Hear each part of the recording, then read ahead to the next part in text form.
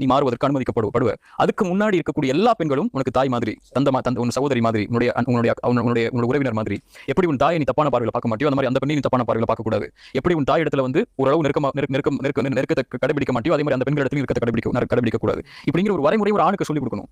ஒரு பெண்ணுக்கு பெற்றோர்கள் சொல்லிக் கொடுக்கணும், நீ ஒரு பெண், நீ வந்து இயற்கையாகவே ஒரு ஆணுடைய கவனத்துக்கு உட்படுத்தப்படுவ. யாரா இருந்தாலும் ஒரு பெண் மேல ஈர்ப்பு ஏற்படும். இந்த வயசுல கூட, நீ சின்ன வயசுல இருக்கும்போது கூட ஏற்படும். அப்போ உனக்கு தகுதி இல்லாத எந்த ஒரு ஆணும் உன்னை தொடுவதற்கு நீ அனுமதிக்க கூடாது.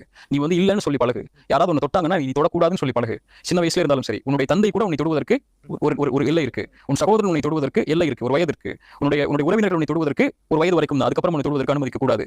இப்படிங்கிற ஒரு கல்வியை கொடுக்கிறதா ஒரு பெண் தன்னை எப்படி பாதுகாத்துக் கொள்ளணும் இந்த மாதிரி செயல்பாடுகள் இருந்து அப்படிங்கிற கல்வியை கொடுக்கிறதா ஒரு ஆண் தன்னை எப்படி பாதுகாத்துக் கொள்ளணும், ஒரு பெண்ணை அவன் எப்படி பார்க்கணும், அவன் எந்த மரியாதையோட, எந்த கண்ணியத்தோட, எந்த பார்வையோட, எந்த ஒரு எண்ணத்தோட ஒரு பெண்ணை பார்க்கணுங்கிற கல்வியை கொடுத்து அவனை பாதுகாத்துக் கொள்ளக்கூடிய கல்வி தான் இஸ்லாம் சொல்லக்கூடிய செக்ஸ் எஜுகேஷன். சரியா? இதை கற்றுக் கொடுக்கணும். ஸல்லல்லாஹு அலைஹி வஸல்லம் ஒரு மனிதன் வந்து கேட்கிறார், அல்லாஹ்வுடைய தூதரே, நான் விபச்சாரம்